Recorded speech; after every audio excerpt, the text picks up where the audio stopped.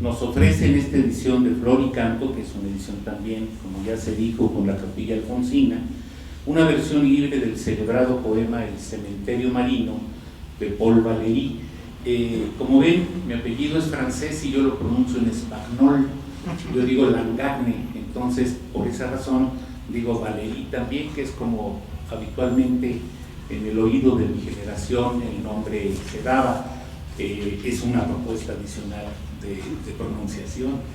Entonces, Paul Valéry, digo yo que cuya primera publicación data de 1920, década asombrosa para el mundo. París, modas prodigiosas, música incomparable, presencias liberadoras de las mujeres en todos los ámbitos de la vida. El cementerio marino fue incorporado por Valéry a su libro Cármenes de 1922.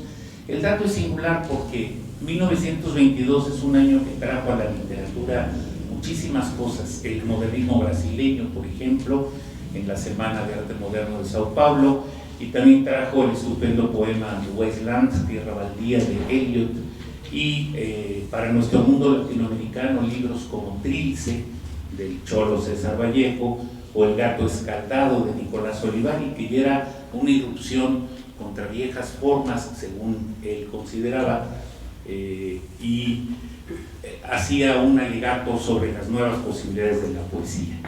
Libros que provocaban al lector, resumiendo, proponiendo, relanzando, vigorizando las vanguardias.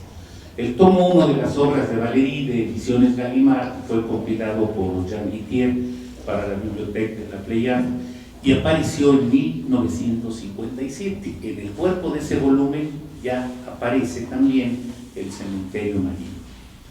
El libro que hoy presentamos a ustedes, de la pluma, del talento de Alicia Reyes, me lleva a confirmar que la producción de nuevas traducciones es una tarea que entusiasma. Las nuevas versiones se suman al propósito de leer de la manera más íntegra textos originalmente escritos en otras lenguas. Que cada generación debe realizar sus propias traducciones era ya un consejo de Eliot.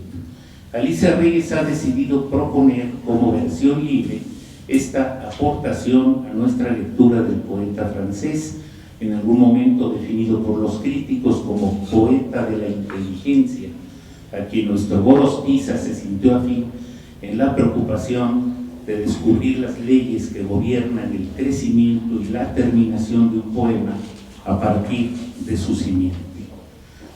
En cada traducción se suma la sensibilidad del traductor y su propuesta. Es así, francamente. Para el lector existe entonces una posibilidad adicional de aproximarse al texto que le dio origen. En el caso de la poesía, las versiones nuevas suman posibilidades de lectura, integran un proyecto de relectura y confirman la polisemia de los poemas, especialmente de este poema canónico en la literatura occidental. Celebro este propositivo trabajo traductor, ella le pone además versión libre, de Alicia Reyes, que posee el fino corte que disecciona, que suma un punto de vista a los ya existentes, como si se tratara de cortes transversales capaces de presentar nuevas vistas, ya sean panorámicas o microscópicas, que valoran términos y significaciones, que sopesan, acarician y evalúan las gradaciones semánticas y así las modifican o subvierten, siempre en recompensa para el lector. Las ediciones bilingües, como esta que hoy se presenta con ustedes, nos ofrecen también la posibilidad de contar con el texto en su lengua original. Aquí vemos en las páginas contiguas el reflejo visual de lo que conseguiremos leer en la propia lengua. Es decir, las ediciones en dos idiomas poseen la utilidad de presentar el texto original para ese grato contraste con el intenso trabajo del traductor. Vale para quien conoce la lengua de procedencia, pero es acogido también por quien no la conoce. Estaba yo pensando en las ediciones, por ejemplo, rusas. Uno ve al final un dibujito del poema, y cuando ve la traducción y ve algunas palabras que se tienen que repetir, las localiza en el original de su izquierda y es como un gozo visual adicional.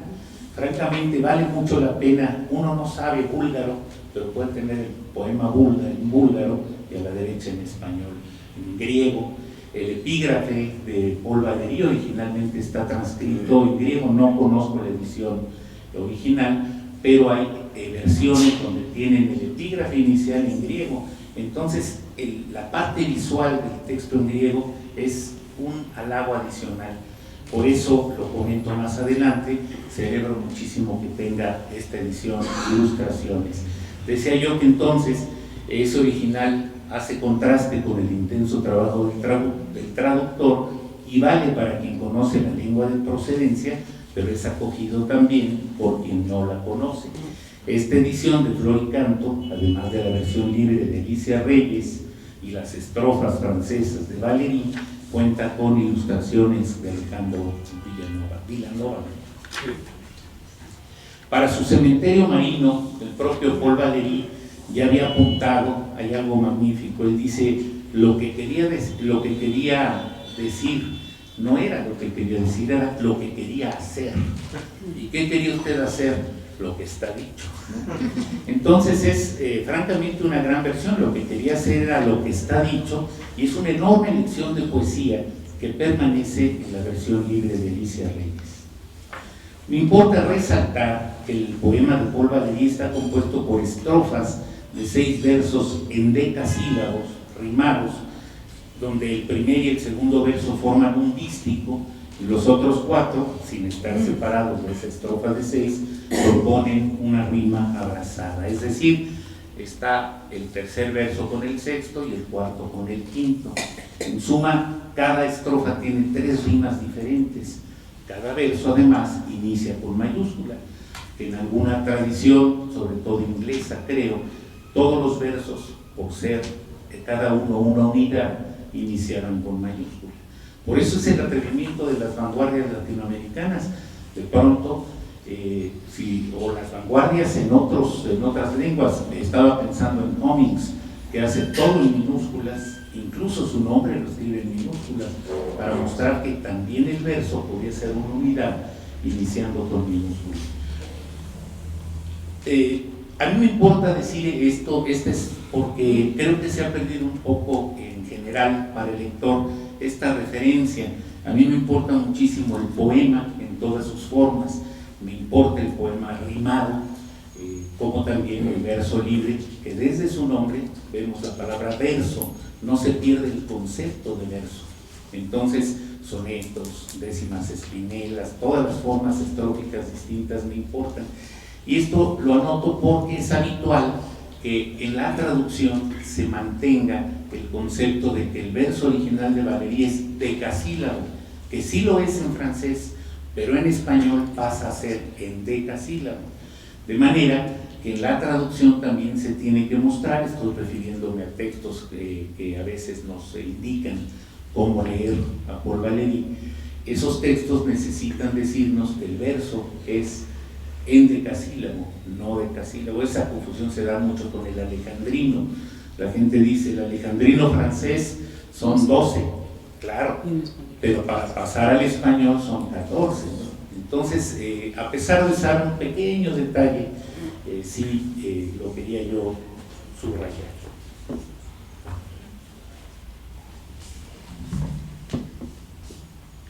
En esto de la traducción, las versiones, hago 2 referencias pequeñas que me son siempre muy útiles. Fray Luis de León fungió como soporte teórico del tema en sus inicios hispánicos, cuando nos dijo que de lo que es traducido, el que quiere ser juez, pruebe primero qué cosa es traducir poesías elegantes de una lengua extraña a la suya, sin añadir ni quitar sentencia y hacer que hablen en castellano.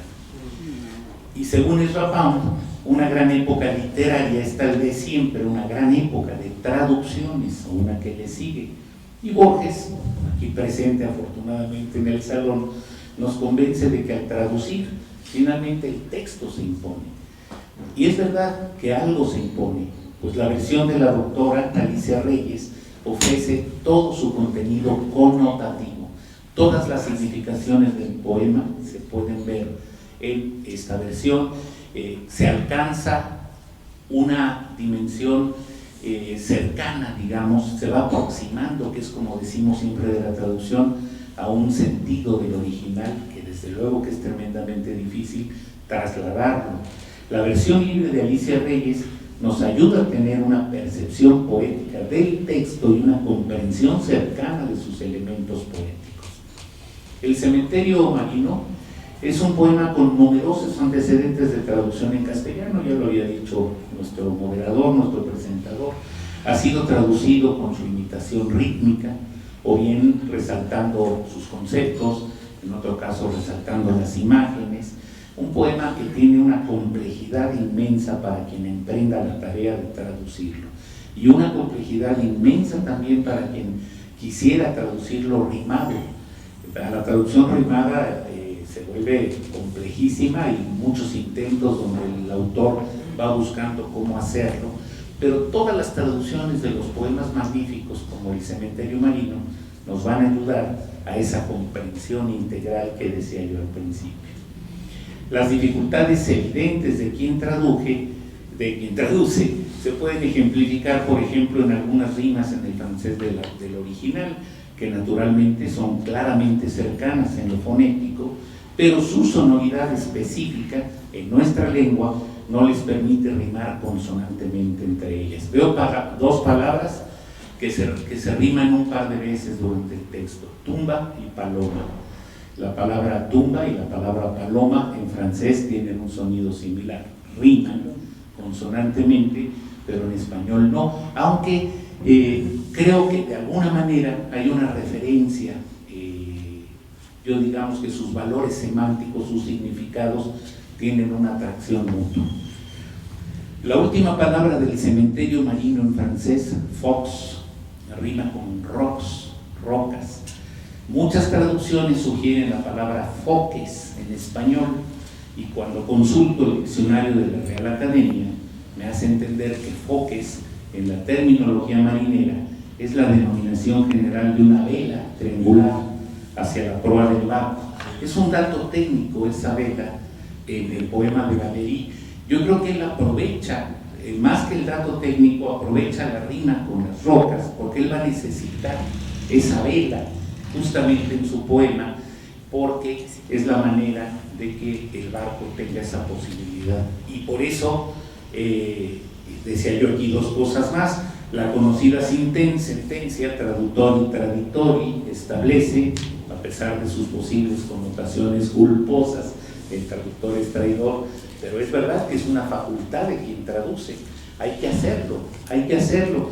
Quien lo hace realiza permanentemente un esfuerzo de reconstrucción, traslación, aproximación, decía yo antes, traducción.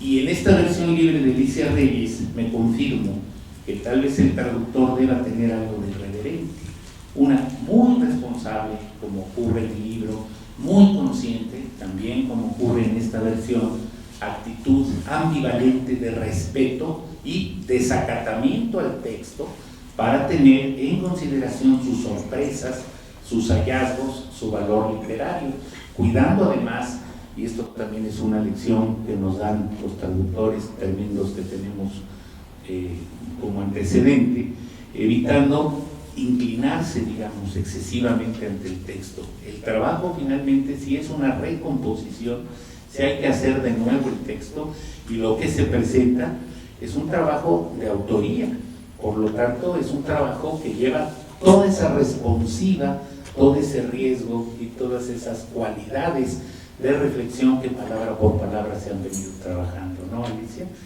En ocasiones previas a esta tarde he pensado que acaso el traductor debiera, como hizo ahora Alicia Reyes con este cementerio marino, introducirse al texto, y en esta apropiada alegoría, ya que el tema es marítimo, yo digo, el traductor también debe, así lo hizo Alicia Reyes, sumergirse hasta la mayor profundidad posible y salir después a la superficie, obtener una bocanada de aire puro que brinde también oxígeno al lector.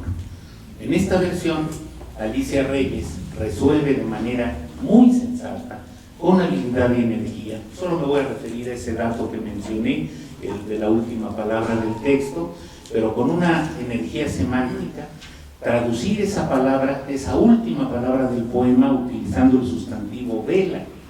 Como decía yo, si es una vela que tiene muy específicamente estos datos, el forque, ella utiliza vela, y a mí me gusta mucho esa decisión que a lo largo del libro se va a ir notando. En este caso es una decisión que ayuda a reflexionar en que este poema del tiempo, la muerte y la vida ha podido desplegar sus velas al soplo del viento de los múltiples lectores. Muchas gracias.